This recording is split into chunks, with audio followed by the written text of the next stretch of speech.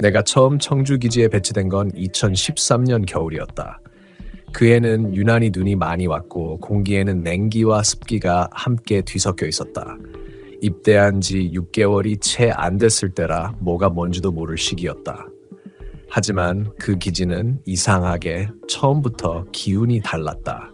그건 내가 미신적인 사람이라서 그런 게 아니라 그냥 들어자마자 느껴지는 어떤 밀폐된 공기 때문이었다. 밖은 분명히 넓은 평야인데 안으로 들어서면 이상하게 공기가 눌리는 느낌이 들었다. 숨이 조금 막히는 듯했고 이유 없이 목덜미가 서늘해졌다. 우리 부대는 청주 외곽에 있는 추 군수 창고 지역이었다. 원래는 70년대에 미군이 쓰던 곳이었다고 들었다. 그때 쓰던 벙커 몇 개가 아직 남아 있었는데 지금은 탄약고 대신 일부는 보급창으로 일부는 경계 초소로 바꿔서 사용하고 있었다. 나는 그 중에서도 2초소 근무를 맡았다. 2초소는 기지 맨 끝쪽 나무숲과 민가 사이의 경계선에 있었다. 하필 그 초소가 가장 외지고 또 밤에는 이상하게 새소리 하나 안 들렸다. 처음엔 그냥 다들 그렇게 느끼는구나 싶었다. 군 생활이라는 게 원래 긴장감이 도는 거니까. 하지만 시간이 지나도 그 기분은 사라지지 않았다. 내가 느끼는 불안은 단순한 긴장이 아니라 설명할 수 없는 이질감에 가까웠다. 무엇보다 그 초소엔 이상한 냄새가 났다. 군용 흙냄새도 휘발유 냄새도 아닌 뭔가 오래된 축축한 첫 냄새랄까. 겨울인데도 눅눅한 그 냄새는 늘 그 자리에 있었다. 어느 날은 선임이 나한테 그랬다. 야, 너 혹시 이 초소 근무 들어갈 때 혼자 뭐 들은 적 없냐? 그 질문이 이상하게 들렸다. 나는 아무렇지 않게 무슨 소리요? 라고 물었다. 그랬더니 선임은 잠시 말을 멈추더니 담배를 꺼내 피우며 조용히 말했다. 거기서 누가 걸어 다니는 소리 들릴 때 있지 않냐? 근데 주변 보면 아무도 없고. 나는 순간 그 말에 몸이 굳었다. 실은 나도 이미 몇 번 그런 경험을 했기 때문이다. 특히 새벽 2시쯤 근무 교대 직전 분명히 발소리가 들렸다. 자갈 밟는 소리, 군화 밑창이 눌리는 묘한 찰칵 소리. 근데 그건 사람의 발소리와는 조금 달랐다. 리듬이 일정하지 않았다. 탁탁 하다가 갑자기 타다닥 하고 흩어지는 시기였다. 그리고 그 소리는 이상하게 멀어지지 않았다. 멀리 가는 것처럼 들리다가도 어느 순간 바로 내 뒤에서 들렸다. 그때마다 나는 숨을 멈추고 뒤를 돌아봤다. 하지만 항상 아무도 없었다. 그 일을 몇 번 겪고 나니까 나도 모르게 근무 중에 라디오를 틀고 버티곤 했다. 밤새 라디오에서 흘러나오는 DJ의 목소리가 내 유일한 친구 같았다. 그런데 이상하게도 이 초소에서는 라디오가 자주 꺼졌다. 건전지를 새 걸로 바꿔도 전파가 끊기듯 소리가 뚝 끊겼다. 다른 초소에선 멀쩡히 작동하는데 말이다. 이상한 건 거기서만 그랬다. 그땐 단순히 전파 문제라고 생각했다. 그런데 한 번은 정말로 그건 전파 때문이 아니라는 걸 알게 됐다. 그날은 1월 중순, 눈이 무릎까지 쌓인 날이었다. 야간 근무 중인데 워낙 조용해서 졸음이 쏟아졌다. 눈이 내린 뒤라 발자국 하나도 안 보이고 바람도 거의 없었다. 그런데 라디오가 또 지지직 하고 끊겼다. 순간 귀가 먹먹해지더니 세상이 너무 조용해졌다. 그 정적 속에서 뭔가 아주 미세한 울음소리가 들렸다. 처음엔 라디오 노이즈라고 생각했다. 그런데 점점 선명해졌다. 그건 분명히 사람 목소리였다. 어린 여자 목소리 같았다. 춥다, 추워. 나는 순간 숨이 멎었다. 그리고 본능적으로 초소 안쪽 난방기 옆으로 몸을 숨겼다. 라디오를 꺼버리고 조용히 귀를 기울였다. 그 소리는 계속됐다. 춥다, 문 좀 열어줘. 그 목소리는 분명히 바로 밖 초소 문 앞에서 들리고 있었다. 하지만 눈밭엔 아무런 발자국도 없었다. 나는 총을 꽉 쥐고 조심스럽게 문틈으로 밖을 내다봤다. 아무것도 없었다. 그런데 그때 초소 벽 쪽에서 쿵 소리가 났다. 무언가 세게 부딪힌 듯한 충격. 벽이 미세하게 울릴 정도였다. 나는 숨을 죽이고 그 자리에 굳었다. 총을 쥔 손에서 땀이 흘렀다. 그날 이후 이상한 일은 더 자주 생겼다. 눈으로 본 건 아니었지만 분명히 뭔가 있었다. 밤마다 이 초소에 근무 들어가면 초소 안에 미세한 냉기가 돌았다. 온풍기를 켜놔도 한쪽 구석만 얼음장처럼 차가웠다.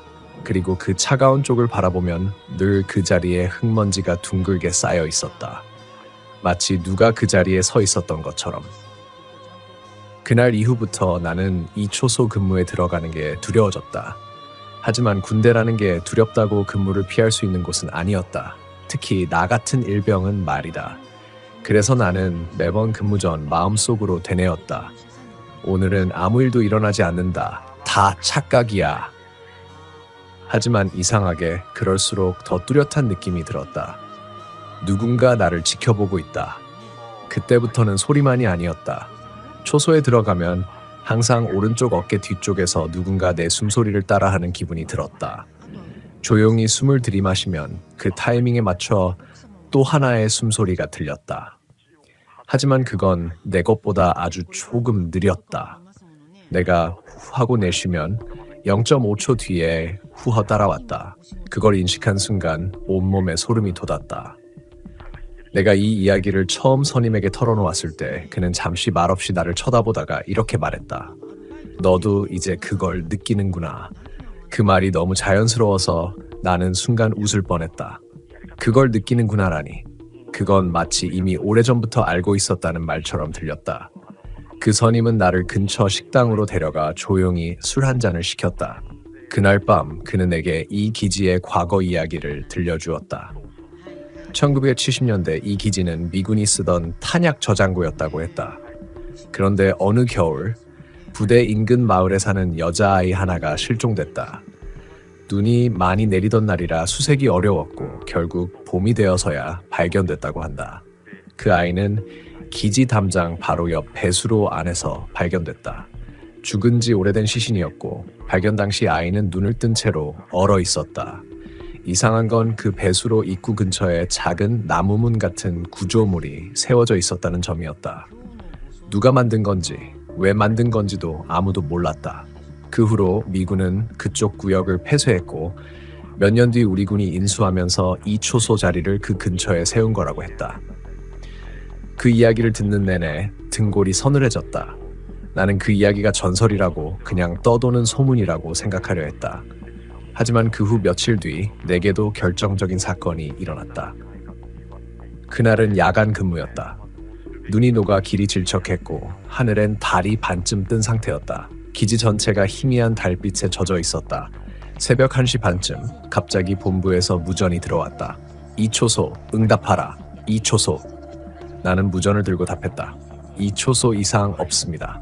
그런데 본부는 이렇게 말했다. 너 지금 혼자 있냐? 그 질문에 나는 순간 말이 막혔다. 예, 그렇습니다. 근무자 1인. 아까 감시 장비에 너희 초소 쪽으로 2명이 있는 게 잡혔다. 확인해봐라. 순간 머릿속이 하얘졌다.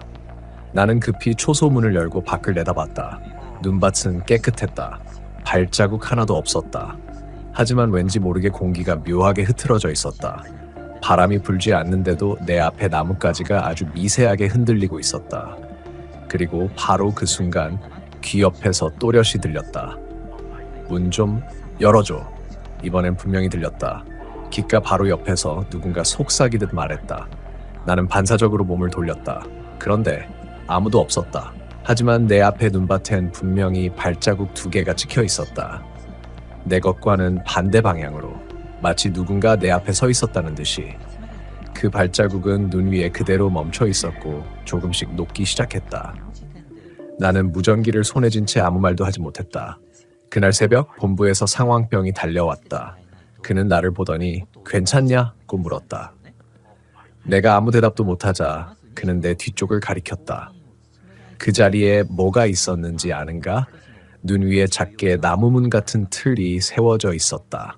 누가 만든 건지 언제 생겼는지도 모를 그 구조물은 배수로 입구 방향으로 살 기울어 있었다. 그 형태는 선임이 말했던 그 작은 문과 똑같았다. 그날 이후로 나는 정신적으로 버티기가 힘들었다. 식사도 잘 안 넘어가고 근무만 들어오면 구토가 났다. 심리 상담을 요청했지만 부대는 피로 누적일 뿐이라며 일주일 휴가만 주었다. 휴가를 나가 있는 동안 이 초소 근무는 다른 병사가 대신 섰다.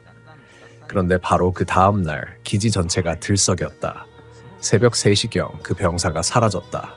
근무 중이던 CCTV에는 아무 이상이 없었고 초소 안에는 총기와 헬멧이 그대로 남아 있었다. 문은 안에서 걸려 있었다. 기지는 새벽부터 전 부대 수색에 나섰다. 눈은 이미 많이 녹은 상태라 발자국은 없었다. 그러다 오후쯤 배수로 입구 근처에서 그 병사가 발견됐다. 그는 아무런 상처도 없었지만 눈을 뜬 채로 정신을 잃은 상태였다. 그 병사는 깨어나지 못했고 며칠 뒤 의무사령부로 후송됐다. 그날 이후 이 초소는 폐쇄됐다. 그리고 나는 예정일보다 2달 일찍 제대를 통보받았다. 사유는 정신적 트라우마로 인한 조기 전역. 제대 후에도 한동안 악몽을 꿨다. 꿈속에서 나는 항상 그 초소에 서 있었다. 눈 내린 밤 라디오가 꺼지고 누군가가 내 귀에 속삭였다.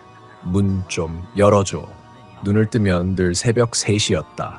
그때마다 나는 라디오를 켜보곤 했다. 하지만 이상하게도 채널을 아무리 돌려도 그 주파수만은 잡히지 않았다. 청주 지역 주파수 103.7MHz. 그때 내가 근무하던 부대에서 쓰던 라디오 채널이었다. 거기선 아직도 지직 하는 소리만 난다. 제대하고 나서도 한동안은 아무것도 손에 잡히지 않았다. 친구들이랑 술을 마셔도 웃음 뒤에 늘 그 소리가 맴돌았다. 문 좀 열어줘. 그건 귀 속에서만 들리는 게 아니었다.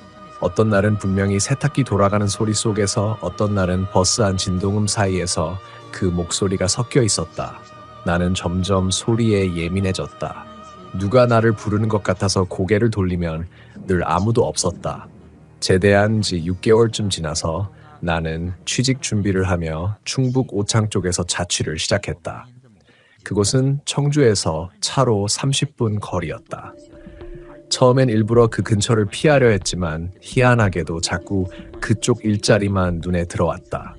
나는 스스로 합리화를 했다. 그냥 지역이 작으니까 그런 거지. 우연이야. 그렇게 생각하면 마음이 조금은 편해졌다. 하지만 그건 정말 우연이 아니었던 것 같다. 어느 날 밤 친구를 만나고 집에 돌아오는 길이었다. 버스가 막차 시간이라 사람은 거의 없었다. 나는 창가에 기대에 앉아 이어폰을 끼고 있었다. 그때 갑자기 라디오에서 그 익숙한 지지직 소리가 흘러나왔다. 이어폰이 아니라 버스 천장에 달린 스피커에서였다. 순간 가슴이 철렁했다. 기사님이 라디오를 켜둔 줄 알았다. 그런데 이상하게도 방송이 아니라 잡음뿐이었다.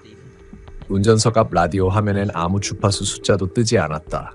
그리고 잡음 사이로 또렷이 들렸다. 춥다. 문 좀 열어줘. 나는 반사적으로 일어나 버렸다. 기사님이 거울로 나를 보며 괜찮으세요? 라고 물었지만 그 순간 나는 아무 말도 할 수 없었다. 입이 떨어지지 않았다. 그 목소리는 확실히 그때 이 초소에서 들었던 바로 그 소리였다. 다음 날 나는 이상한 충동을 느꼈다. 확인해야겠다. 무엇을 확인하겠다는 건지도 모른 채 나는 청주 기지 근처까지 차를 몰았다. 이미 그 기지는 공식적으로 폐쇄된 지 몇 년이 지난 상태였다. 입구엔 철조망과 통제선이 쳐져 있었고 경비병은 더 이상 없었다. 하지만 나는 그날 아무 이유 없이 차를 세우고 내렸다. 그저 발이 이끄는 대로 걷고 있었다. 겨울이 다가오는 11월, 공기는 서늘했고 멀리서 낙엽 밟는 소리만 간간히 들렸다. 그곳은 여전히 음습했다. 바람이 불면 먼 곳에서 금속성의 덜컹 소리가 들려왔다. 기지 담장을 따라 걷다가 나는 발을 멈췄다. 익숙한 위치였다. 이 초소가 있던 자리. 지금은 초소 건물이 사라지고 잡초만 무성했다. 하지만 눈을 감자마자 나는 그 구조를 또렷이 떠올릴 수 있었다. 온풍기, 낡은 무전기, 그리고 그 벽. 그 벽에서 처음 쿵 소리가 났던 바로 그 자리. 나는 조용히 주변을 둘러봤다. 그리고 내 발밑에 이상하게 납작한 나무 조각이 반쯤 묻혀있는 걸 발견했다. 손으로 흙을 털어내자 낡은 나무문 틀이 드러났다. 문이라기보단 작은 구조물 같다. 가로 세로 1m쯤 되는 아이가 들어갈 만한 크기였다. 나는 그걸 보는 순간 온몸에 소름이 돋았다. 그때 그 문 아직 있었던 거야? 그 순간 바람도 없는데 주변의 나무들이 동시에 흔들렸다. 낙엽이 부서지는 소리와 함께 내 뒤에서 누군가가 아주 느리게 걸어오는 발자국 소리가 들렸다. 탁탁탁. 나는 숨을 멈추고 뒤돌아봤다. 아무도 없었다. 하지만 공기가 확실히 바뀌었다. 차가운 냉기가 아니라 무겁고 눅눅한 공기. 그리고 귀 옆에서 또 들렸다. 문 좀 열어줘. 나는 미친 듯이 그 자리를 뛰쳐나왔다. 차까지 달려가는 동안 머릿속에 그 문 밖에 떠오르지 않았다. 그날 밤 집에 돌아와서도 손끝에 묻은 흙냄새가 지워지지 않았다. 비누로 씻고 알코올로 닦아도 계속 냄새가 남았다. 그건 단순한 흙냄새가 아니었다. 썩은 물 냄새, 오래된 배수로 냄새였다. 며칠 뒤 몸에 이상이 생겼다. 밤마다 미열이 났고 귀에서 잡음이 들리기 시작했다. 병원에 가보니 아무 이상이 없다고 했다. 청력 검사도 MRI도 정상. 하지만 나는 계속 그 소리를 들었다. 지지직. 그리고 그 사이로 끊임없이 속삭였다. 춥다, 나 좀 꺼내줘. 나는 점점 잠을 잘 수 없었다. 정신이 흐려지고 시간 감각이 사라졌다. 그러던 어느 날 새벽 3시 정각, 집안 라디오가 스스로 켜졌다. 전원은 뽑혀 있었는데 불빛이 켜졌다. 스피커에서 흘러나온 건 익숙한 그 주파수 103.7MHz. 청주 군사기지 제2초소 근무자 응답하라. 낯익은 목소리였다. 내가 군 생활할 때 쓰던 무전 호출음이었다. 그리고 이어서 들려왔다. 문 열었어. 그 순간 방 안의 공기가 확 바뀌었다. 라디오 불빛이 깜빡이고 창문에 서리가 끼기 시작했다. 나는 움직일 수 없었다. 몸이 얼어붙은 듯이. 그리고 내 오른쪽 어깨 뒤에서 또 한 번 들렸다. 후. 누군가 내 숨을 따라하는 소리. 그 소리와 동시에 라디오 스피커에서 어린아이의 웃음이 섞여 나왔다. 그날 이후 나는 그 집을 떠났다. 모든 걸 버리고 지방으로 내려갔다. 지금은 충남 쪽의 작은 산골에 혼자 산다. 라디오는 아예 두지 않는다. 밤이 되면 전원을 다 끈다. 하지만 가끔 새벽이 깊어질 무렵 멀리서 아주 희미하게 잡음이 들릴 때가 있다. 지지직 지지직. 그리고 그 뒤로 아직도 들린다. 춥다. 문 좀 열어줘. 그날 이후로 내 일상은 이상하게 뒤틀리기 시작했다. 밤만 되면 내 귀는 점점 예민해졌고 작은 소리 하나에도 온몸이 경직됐다. 바람이 철조망을 스치는 소리, 고양이가 창문을 긁는 소리 다 괜찮았다. 그런데 그 발소리만큼은 절대 달랐다. 그건 사람이 걷는 소리였다. 무게가 있고 규칙적이고 땅을 밟을 때마다 공기가 미세하게 울렸다. 그런데 이상한 건 그 소리가 항상 내 쪽으로 다가왔다가 멈춘다는 것이었다. 딱 내 침상 앞. 그 지점에서 발소리는 항상 끊겼다. 그리고 아무 일도 없었다. 아무도 없었다. 나는 일부러 몇 번이나 타이밍을 맞춰봤다. 이번엔 진짜 잡는다. 심장이 터질 듯 뛰는 걸 억누르며 소리가 들릴 때마다 손전을 켜고 일어났다. 그때마다 아무도 없었다. 하지만 분명히 느껴졌다. 누군가 내 코앞까지 와 있었다는 냉기. 그 공기가 사람이 남긴 체온의 반대편, 그 반대로 식어있는 느낌이었다. 그러던 어느 날 새벽, 일과가 끝나고 소등 후에 겨우 눈을 붙이려는데 갑자기 누군가 귓가에 바람을 불었다. 정확히 내 귀 바로 옆에서, 너무 현실적으로. 하...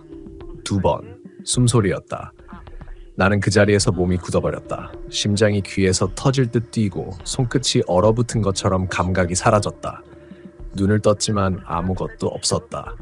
그런데 공기 냄새가 달라져 있었다. 군막사 특유의 먼지 섞인 냄새 대신 썩은 쇠냄새 같은 게 섞여 있었다. 피비린내와는 또 다른 낡은 녹슨 철문을 열었을 때 나는 냄새. 그날 이후 나는 잠을 거의 못 잤다. 병장도 고참들도 내 얼굴을 보고 말했다. 야, 너 왜 이렇게 말랐냐? 밤에 뭐하냐? 불침번 아니잖아. 하지만 말할 수가 없었다. 귀신이라니. 그런 말을 꺼내는 순간 정신이 이상하다고 찍히고 병영 생활은 끝장이다. 그래서 나는 그냥 웃었다. 그냥 불면증인 것 같습니다. 그 말이 스스로도 너무 비참했다. 그날 밤 나는 진짜로 그 존재를 보았다. 그건 시작부터 이상했다. 새벽 2시쯤 불침번이 순찰 돌고 돌아왔는데 갑자기 야, 저거 뭐야? 하더니 문 밖으로 손전등을 비췄다. 모두가 깼다. 문틈 사이로 희미한 불빛이 흔들리더니 멀리서 사람 실루엣 같은 그림자가 보였다. 그런데 이상했다. 그건 발이 없었다. 빛이 아래로 떨어져도 그림자의 아래 절반이 비지 않았다. 그리고 그 실루엣은 우리를 등지고 있었다. 그런데 분명히 우리를 보고 있는 느낌이 들었다. 고개를 돌리지 않았는데도 그 시선이 내 정수리를 관통했다. 불침번이 겁을 먹고 야, 전등 켜! 하고 소리쳤다. 순간 불이 켜지자 그림자는 사라졌다. 모두 멍하니 서 있었다. 잠시 후 중대장이 달려와서 물었다. 무슨 일이야? 우리는 아무 말도 못했다. 불침번이 겨우 입을 열었다. 사람 같았습니다. 근데 사람은 아니었습니다. 그날 이후 부대는 이상할 정도로 조용해졌다. 누구도 그 이야기를 입에 올리지 않았다. 하지만 모두 알고 있었다. 그 새벽에 뭔가가 있었다는 걸. 누군가의 시선, 누군가의 숨, 그 낡은 냄새와 싸늘한 공기. 그건 군대 생활의 일부가 아니라 이곳에 오래전부터 머물러 있던 무언가의 존재감이었다. 그리고 나는 그날 이후로 귀에 남아있는 그 숨소리를 아직도 잊지 못한다. 누군가가 가까이 다가와 속삭이듯 하! 그 짧은 한숨이 지금도 문득 들린다. 그날 이후 그 그림자 이야기는 조용히 퍼졌다. 누가 먼저 입을 열었는지 몰라도 불침번이 봤다는 그 발 없는 사람 그림자는 며칠 만에 중대 전체에 소문이 되어 있었다. 하지만 공식적으로는 아무도 언급하지 않았다. 군대에서는 그런 일이 생기면 항상 똑같다. 그런 거 없다. 너 행운에서 헛것 본 거다. 그 한마디로 모든 게 끝이다. 하지만 진짜 본 사람들은 다 안다. 그건 피곤해서 보이는 게 아니라는 걸. 며칠 후 취침 전 내 옆 침상에 있던 동기가 조용히 말했다. 야, 너 그날 진짜 본 거지? 뭘? 그 발 없는 거. 나는 대답하지 못했다. 그 대신 조용히 그를 봤다. 그가 말을 이었다. 나도 들었어. 새벽에 그날 이후로 계속 누가 철문 긁는 소리. 근데 그 문은 밖에서만 열려. 나는 그때 소름이 돋았다. 그 문. 우리가 평소엔 잘 가지 않는 뒤편 보급 창고로 이어지는 철문. 부대 뒷산 방향에 있고 오래돼서 녹이 슬었고 사실상 아무도 안 쓰는 곳이다. 그 문을 열면 바로 옆에 폐기된 벙커 하나가 있다. 우리끼리 그걸 묘한 자리라고 불렀다. 낮에도 그 주변 공기가 이상하게 싸늘했다. 햇빛이 비쳐도 그늘이 사라지지 않았다. 그때 동기가 말을 더 낮췄다. 그 창고 근처에서 예전에 사고 있었대. 사고? 몇 년 전 그 벙커 안에서 자살한 병사 있었대. 그 말에 내 손이 식었다. 왜? 그건 몰라. 근데 들은 얘기로는 근무 중에 이상한 소리를 들었다고 했대. 매일 새벽마다 자기 이름을 부르는 소리가 들렸다고. 그 순간 내 머릿속에 그 숨소리가 다시 스쳤다. 하! 그리고 그때 내 등 뒤에서 바람이 살짝 스쳐갔다. 누군가 지나간 듯한 아주 가볍지만 확실한 기류의 움직임. 그날 이후 나는 견딜 수가 없었다. 도저히 모른 척하고 잠들 수가 없었다. 결국 그날 밤 나는 마음을 정했다. 직접 확인하자. 자정쯤 모두가 잠든 뒤 나는 몰래 일어나서 전등을 켜지 않은 채 밖으로 나왔다. 달빛이 희미하게 막사 벽을 비추고 있었다. 공기는 축축했고 풀잎에는 이슬이 맺혀 있었다. 멀리서 개 짖는 소리가 들리고 철조망을 스치는 바람이 일정한 간격으로 흔들렸다. 나는 천천히 뒤편 보급 창고 쪽으로 걸었다. 그쪽은 평소에 잘 가지 않아서 길이 낯설었다. 발밑에는 마른 잎이 깔려 있었고 걸을 때마다 사각거리는 소리가 유난히 크게 들렸다. 아무리 천천히 걸어도 그 소리는 멈추지 않았다. 마치 누군가 내 걸음을 따라 걷는 것처럼. 드디어 그 문 앞에 도착했다. 녹슨 철문은 생각보다 크고 표면에 손자국 같은 얼룩이 남아있었다. 마치 누군가 계속 문을 두드렸던 것처럼. 그리고 문틈 사이로 냉기가 새어나왔다. 나는 손전등을 켜지 않은 채 길을 가까이 댔다. 처음엔 아무 소리도 없었다. 하지만 잠시 후 정말로 들렸다. 아주 희미하게. 여기 있어. 그건 분명히 사람 목소리였다. 하지만 어딘가 찢어진 소리, 공기 속에서 울려나오는 듯한 이상한 울림. 귀를 더 가까이 대자 이번엔 더 또렷하게 들렸다. 여기. 추워. 나는 숨을 삼켰다. 뒤로 물러나려는데 발밑에 낙엽이 크게 부서졌다. 순간 문 안쪽에서 쿵 하는 소리가 울렸다. 마치 누군가 안에서 벽을 세게 친 듯한 소리. 그 순간 본능적으로 몸이 얼어붙었다. 손전등 스위치를 켰다. 빛이 문을 비추는 순간 문틈 사이로 무언가 스쳤다. 희고 마른 손가락. 한순간이었지만 분명 봤다. 그 손이 안쪽에서 문을 밀고 있었다. 그리고 그 틈 사이로 어둠 속에서 두 개의 눈이 나를 보고 있었다. 빛을 받은 것도 아닌데 그 눈만은 희미하게 빛났다. 나는 그대로 뒷걸음쳤다. 다리가 풀렸지만 어찌어찌 막사까지 기어 돌아왔다. 심장이 미친 듯 뛰었고 귀에서는 여전히 그 소리가 맴돌았다. 여기 추워. 그날 이후 나는 더 이상 그 문 근처에 가지 않았다. 하지만 밤이 되면 여전히 들렸다. 그 문 방향에서 탁탁탁 발소리와 함께 문을 두드리는 소리. 그건 분명히 내가 갔던 그날부터 시작됐다. 마치 내가 문을 열지 않은 걸 원망하는 듯이. 그날 이후 나는 잠을 잘 수가 없었다. 눈을 감으면 그 눈빛이 떠올랐다. 빛이 없는데도 빛나던 눈, 그리고 그 손가락, 문틈 사이로 나를 붙잡으려던 그 차갑고 희미한 손. 며칠 동안 아무 일 없는 척했지만 몸은 이미 한계였다. 밤이면 가슴이 뛰고 작은 소리에도 놀랐다. 누가 내 뒤를 걷는 느낌이 계속 따라붙었다. 불침번이 아니어도 새벽 3시쯤만 되면 나는 저절로 눈이 떠졌다. 그날도 그랬다. 온 부대가 잠든 새벽 나는 다시 그 소리를 들었다. 탁, 탁. 그게 일정한 간격으로 반복됐다. 문 두드리는 소리 같기도 군화로 바닥을 긁는 소리 같기도 했다. 나는 참으려 했다. 하지만 그건 내 이름을 부르는 소리로 바뀌었다. 이민수. 나는 숨을 멈췄다. 확실히 들었다. 내 이름이었다. 그리고 그건 분명 그 창고 쪽에서 들려왔다. 그 순간 머리 뒤가 쭈뼛 서며 피가 식었다. 나는 담요를 머리끝까지 덮었다. 하지만 이상하게도 소리가 가까워졌다. 발소리가 막사 안으로 들어온 듯했다. 바닥을 밟는 묵직한 소리, 그리고 숨소리. 내 바로 옆까지 다가온 것 같았다. 그때 귀 옆에서 낮고 거친 목소리가 속삭였다. 추워. 나는 비명을 지르며 벌떡 일어났다. 전우들이 깜짝 놀라 일어나 나를 봤다. 야, 너 왜 그래? 야, 미친 거 아니야? 나는 숨을 몰아쉬며 주변을 둘러봤다. 아무도 없었다. 하지만 바닥엔 젖은 발자국이 남아있었다. 침상 바로 옆, 문 쪽으로 향하는 희미한 물기 자국. 누군가 안에서 나온 듯이. 그날 이후 내 별명은 헛것본 놈이 되었다. 누구도 내 말을 믿지 않았다. 간부들은 정신 차리라고 했고 동기들도 일부러 나를 피했다. 하지만 그 중 한 명, 행정병 정우가 나에게 조심스럽게 다가왔다. 그는 평소에도 기록에 관심이 많았다. 야, 내 얘기. 혹시 예전 사건이랑 관련 있는 거 아닐까? 무슨 사건? 그가 작은 목소리로 말했다. 2009년에 이 기지에서 한 병사가 죽었어. 보급창고 바로 옆 벙커 안에서. 그는 그날 밤 행반에서 오래된 사고 기록을 찾아왔다. 색바랜 서류철에는 딱 한 장의 보고서가 있었다. 부대원 사망 보고서, 일병만, 사인은 질식사 추정. 하지만 내용이 이상했다. 새벽 불침번 교대 이후 교내 보급창고 방향에서 병사의 비명소리가 들렸으며 출동했을 때 문이 안쪽에서 잠겨 있었음. 문을 강제로 개방하자 내부에서 사망한 병사 발견. 문 잠금 장치에는 외부 조작 흔적 없음.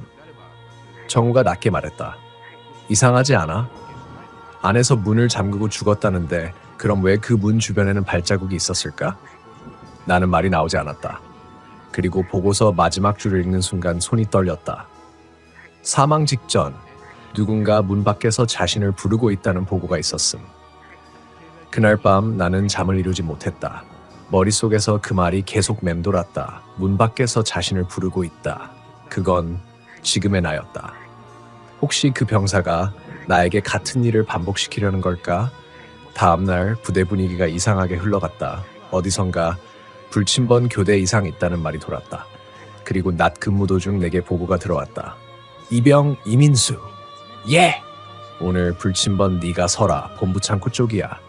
그 순간 등줄기가 차갑게 식었다. 그쪽은 바로 그 문이 있는 곳이었다. 밤이 됐다. 정우가 내 옆에서 말했다. 야, 너 진짜 괜찮겠냐? 나는 억지로 웃으며 말했다. 괜찮아. 이번엔 끝내야 할 것 같아. 끝낸다니? 모르겠어. 근데 뭔가 정리를 해야 할 것 같아. 새벽 2시. 기온은 떨어졌고 안개가 짙게 끼기 시작했다. 보급 창고로 가는 길은 더 이상 익숙하지 않았다. 모든 게 느리게 움직이는 듯했고 내 발걸음 소리조차 멀리서 메아리처럼 울렸다. 문 앞에 섰다. 예전보다 더 녹이 심했고 손을 대자 차가운 금속 감촉이 뼛속까지 스며들었다. 귀를 기울였다. 이번엔 처음부터 소리가 있었다.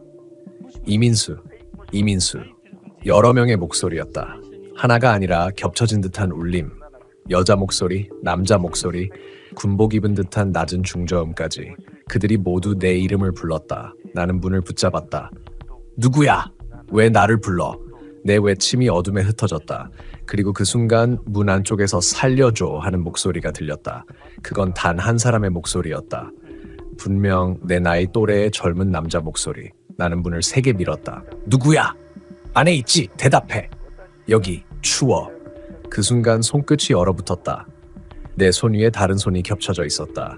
문 안쪽에서 하얗고 차가운 손이 내 손등을 덮고 있었다. 그 감촉은 너무 생생했다. 온기가 전혀 없었다. 그 순간 문이 스르르 열리며 검은 공기가 쏟아져 나왔다. 말 그대로 공기가 아니라 어둠 그 자체였다. 그 안에서 희미한 형체 하나가 나왔다. 군복 차림, 모자 없는 병사. 하지만 얼굴이 없었다. 눈, 코, 입이 엊그저 매끈한 하얀 면. 그 몸이 내 쪽으로 다가왔다. 나는 비명을 지르며 뒤로 넘어졌다. 그 순간 병사가 내 위로 기어올랐다. 그의 머리가 내 옆에서 멈췄다. 귀에 입을 대듯 속삭였다. 이제 네가 서야 해. 순간 세상이 뒤집히는 듯 어두워졌다. 눈을 떴을 때 나는 의무실 침대 위에 있었다. 눈앞이 뿌옇게 흔들리고 귀에서는 여전히 그 목소리가 메아리쳤다. 이제 네가 서야 해. 그 말이 머릿속 깊이 박혀서 떠나지 않았다. 의무관이 다가와 물었다. 이병 이민수, 괜찮나? 의식 잃은 지 한참 됐어. 제가 얼마나 있었습니까? 대략 6시간쯤? 불침번 교대하러 간다더니 창고 앞에서 쓰러져 있었다. 근데 이상한 건 말이지. 그는 말을 멈추고 내 팔을 가리켰다. 손등에 화상 자국처럼 무늬가 생겼더라. 누가 손으로 꽉 쥔 것처럼. 나는 팔을 들여다봤다. 손등엔 붉은 자국이 있었다. 마치 누군가의 손가락 자국처럼 5줄의 선이 또렷했다. 그때 밖에서 누군가 뛰어들어왔다. 야, 거기 너 있었지? 보급계 하사가 얼굴이 창백하게 질려 있었다. 지금 창고 쪽 무슨 일 난 거 알아? 그는 숨을 고르며 말했다. 창고 문이 아예 부서져 있었어. 안쪽에서. 게다가 안에 군복이 하나 있었어. 군복이요? 근데 더 이상해. 그 군복엔 이름표도 계급장도 없었어. 근데 사이즈가 내 거랑 똑같더라. 나는 말이 나오지 않았다. 그 하사가 계속 말했다. 그리고 군화 자국이 한 방향으로 나 있었어. 문에서 막사 쪽으로. 근데 막사 앞에서 자국이 끊겼어. 그날 밤부터 부대 전체가 뒤집혔다. 간부들은 조용히 조사하라며 사람들을 불러냈고 창고 주변엔 접근 금지띠가 쳐졌다. 하지만 병사들 사이에서는 이미 다 퍼졌다. 이병 이민수, 귀신 본 놈. 그날 그 문에서 뭔가 나온 거야. 그거 진짜 죽은 병사 아니야? 나는 그 말을 들을 때마다 숨이 막혔다. 그럴수록 내 안에서 또 다른 감정이 솟구쳤다. 공포가 아니라 죄책감이었다. 내가 그 문을 열었기 때문에 그 존재가 나와버렸다는 생각. 내가 아니었으면 여전히 문 안에 있었을 텐데. 며칠 후 이상한 일이 또 일어났다. 새벽 점호 도중 한 병사가 울었다. 누가 내 이름 불렀어요. 그 말에 모두가 얼어붙었다. 그날부터 매일 새벽 같은 시각. 다른 병사들이 한 명씩 그런 말을 하기 시작했다. 누가 불렀다. 문 쪽에서 발소리 들렸다. 귀 옆에서 숨소리가 들렸다. 그리고 이상하게도 그 소리를 들은 사람들은 하루 이틀 내에 고열과 불면증으로 쓰러졌다. 의무관은 말하길 마치 냉기에 오래 노출된 사람 같아요. 체온이 비정상적으로 떨어집니다. 그때부터 간부들이 불침번을 없애버렸다. 새벽 근무 자체를 폐지했다. 그렇게 몇 주가 지나자 이상한 일은 잠잠해졌다. 모두가 이제 끝났다고 생각했다. 하지만 나는 알았다. 그건 끝난 게 아니라 다시 숨어든 것뿐이었다. 내 손등의 자국은 여전히 사라지지 않았다. 밤이면 열이 올라오고 그 부위가 욱신거렸다. 그럴 때마다 그 목소리가 들렸다. 이제 네가 서야 해. 이제 네가 대신해야 해. 나는 두려워서 더 이상 그곳에 머물 수 없었다. 결국 나는 정신과 진단을 받고 조기 전역 조치를 받았다. 외상 후 스트레스 장애, PTSD. 그게 내 제대 사유였다. 제대하던 날 부대 정문을 나오며 한참을 뒤돌아봤다. 멀리 보급창고 지붕 위로 희미하게 누군가의 실루엣이 서 있었다. 군복 차림의 남자. 그는 나를 향해 손을 들었다. 하지만 인사하는 게 아니라 내 쪽으로 손을 뻗는 듯한 동작이었다. 나는 다시는 뒤돌아보지 않았다. 그 후로 몇 년이 지났다. 나는 군 생활을 잊으려 애썼다. 하지만 그때의 냄새, 소리, 온기 없는 손의 감촉은 아직도 생생하다. 그리고 지금도 가끔 새벽에 눈이 떠진다. 정확히 새벽 2시 37분. 그때면 들린다. 이민수. 아주 낮은 그러나 분명한 목소리로.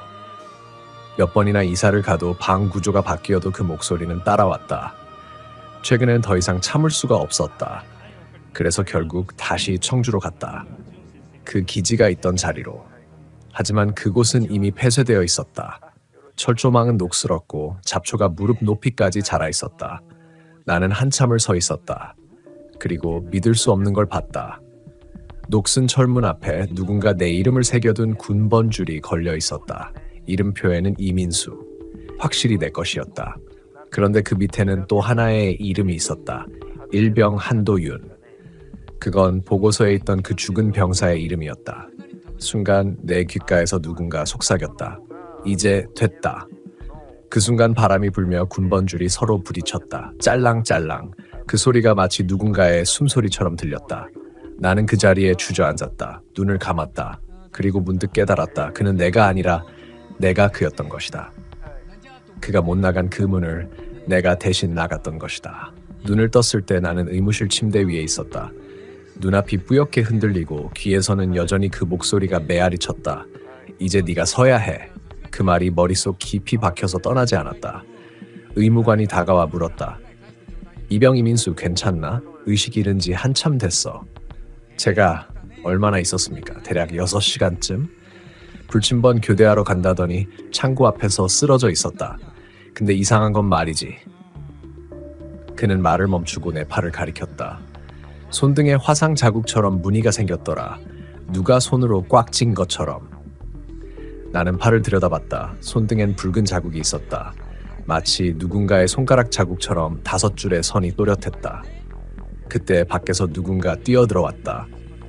야, 거기 너 있었지? 보급계 하사가 얼굴이 창백하게 질려 있었다. 지금 창고 쪽 무슨 일 난 거 알아? 그는 숨을 고르며 말했다. 창고 문이 아예 부서져 있었어. 안쪽에서. 게다가 안에 군복이 하나 있었어. 군복이요? 근데 더 이상해. 그 군복엔 이름표도 계급장도 없었어. 근데 사이즈가 네 거랑 똑같더라. 나는 말이 나오지 않았다. 그 하사가 계속 말했다. 그리고 군화 자국이 한 방향으로 나 있었어. 문에서 막사 쪽으로. 근데 막사 앞에서 자국이 끊겼어. 그날 밤부터 부대 전체가 뒤집혔다. 간부들은 조용히 조사하라며 사람들을 불러냈고 매 창고 주변엔 접근 금지띠가 쳐졌다. 하지만 병사들 사이에선 이미 다 퍼졌다. 이병 이민수 귀신 본 놈.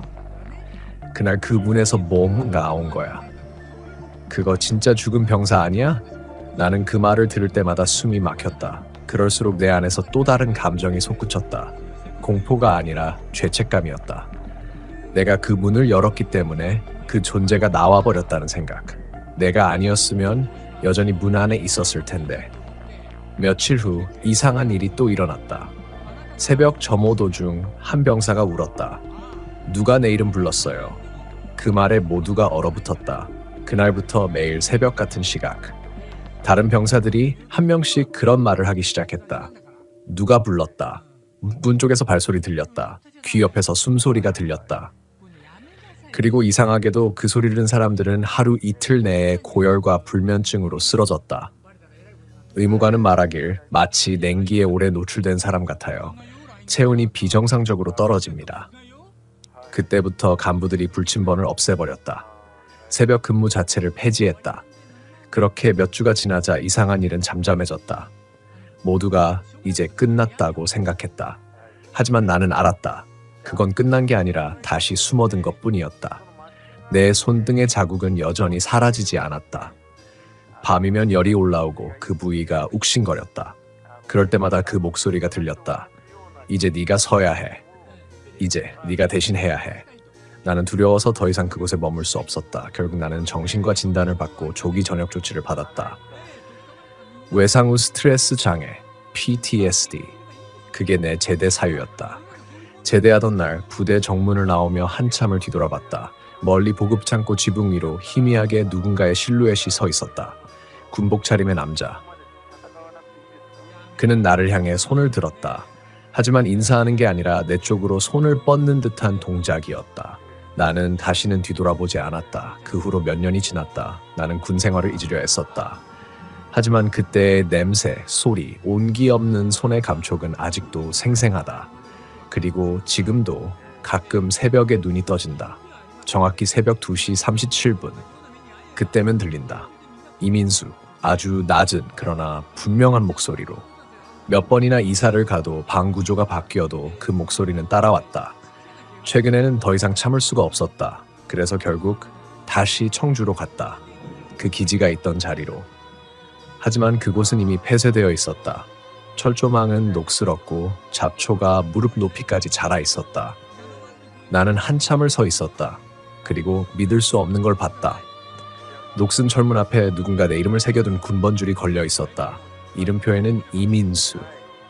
확실히 내 것이었다. 그런데 그 밑에는 또 하나의 이름이 있었다. 일병 한도윤. 그건 보고서에 있던 그 죽은 병사의 이름이었다. 순간 내 귓가에서 누군가 속삭였다. 이제 됐다. 그 순간 바람이 불며 군번줄이 서로 부딪혔다. 짤랑 짤랑. 그 소리가 마치 누군가의 숨소리처럼 들렸다. 나는 그 자리에 주저앉았다. 눈을 감았다. 그리고 문득 깨달았다. 그는 내가 아니라 내가 그였던 것이다. 그가 못 나간 그 문을 내가 대신 나갔던 것이다. 그날 이후 난 거의 폐인처럼 살았다. 하루하루가 버티는 게 아니라 그냥 지나가길 바랄 뿐이었다. 내가 본 게 뭔지, 듣고 느낀 게 뭐였는지 아무도 믿어주지 않았다. 보고를 올려도 돌아오는 건 늘 같았다. 야, 정신 차려라. 근무 중에 졸았던 거야. 너무 예민해진 거지. 다 그런다. 하지만 그건 단순한 피로가 아니었다. 그날 이후로 부대가 조금씩 변해갔다. 밤이 되면 탄약고 쪽에서 늘 이상한 냄새가 났다. 기름 냄새 같기도 하고 썩은 철 냄새 같기도 했다. 근무자 중 몇 명은 복귀 후 이유 모를 고열에 시달렸다. 감기인가 싶다가도 그들이 공통적으로 한 말을 들으면 섬뜩했다. 누가 계속 뒤에서 내 이름을 부르더라. 그 목소리가 너무 익숙해서 처음엔 동료인 줄 알고 돌아봤다는 거다. 하지만 그때마다 아무도 없었다고 했다. 그 시기부터 우리 부대에 이상하게 전출이 많아졌다. 특히 탄약고 근무자들. 하나둘씩 병가나 정신과 진단을 받고 나갔다. 내무실엔 점점 낯선 얼굴들만 남았고 오래된 이들은 거의 다 사라졌다. 나는 매일 밤 일기를 썼다. 이게 현실인지 아니면 내가 미쳐가는 건지 구분이 안 돼서 그냥 기록이라도 남겨야겠다는 생각이었다. 새벽 2시 17분. 또 철문 소리가 났다. 밖은 비도 안 오는데 분명 물에 젖은 발자국이 있었다. 누군가가 문 앞까지 와서 멈춘 듯 했다. 나는 문을 열지 않았다. 무전기에서도 노이즈가 섞여 들렸다. 김병장, 들어가지 말아라. 그 글씨를 쓰는 내 손이 떨렸다. 그 순간 밖에서 문고리가 살짝 돌아가는 소리가 났다. 나는 본능적으로 무전기를 잡았다. 본부, 이상 발생, 제 근무구역 탄약고 전방 10m, 누가 접근 중입니다. 그런데 그때 내 귀 옆으로 누군가의 숨소리가 스쳤다. 뒤에는 아무도 없었는데 확실히 들렸다. 나 못 나갔어. 나는 본능적으로 돌았지만 아무도 없었다. 대신 바닥에 젖은 군화 자국이 이어져 있었기에 그 칼자국은 내가 있던 곳까지 와서 내 발 앞에서 멈춰 있었다. 그날 이후 난 병원으로 이송됐다. 진단명은 급성 스트레스성 환각 및 불안 증세. 며칠간 아무 말도 하지 못했다. 눈만 감으면 그 철문과 그 목소리가 들려왔다. 들어가지 말라. 하지만 아이러니하게도 그가 나를 살렸다는 확신이 들었다. 그 목소리가 없었다면 그날 나는 아마 문을 열고 탄약고 안으로 들어갔을 거다. 제대는 그로부터 한 달 후였다. 그때까지 부대는 몇 차례 인사 이동을 거쳤고 문제의 탄약고는 정비공사 명목으로 폐쇄됐다. 나는 제대하던 날 마지막으로 그쪽을 바라봤다. 창고 입구에 붉은 통제선이 쳐져 있었고 위험구역 출입금지 팻말이 붙어 있었다. 그런데 이상하게도 안쪽 창문에서 누군가 서 있는 것처럼 보였다. 군복 차림의 실루엣, 정면을 향해 고개를 들고 있었다. 그때 경례 소리가 들려왔다. 내 옆에서 작별 인사하던 후임 하나가 말했다. 병장님 왜 그래요? 거기 아무도 없는데. 나는 아무 말도 하지 않았다. 그저 조용히 고개를 숙였다. 제대한 지 2년이 지났다. 이제야 조금 숨이 트인다. 하지만 지금도 새벽 2시 17분만 되면 몸이 저절로 깨어난다. 창문을 보면 밖에 서 있는 그림자가 눈에 들어온다. 비 오는 날이면 특히 더 선명하게. 그럴 때마다 들린다. 들어가지 말라. 그리고 그날의 철문 소리. 철컥.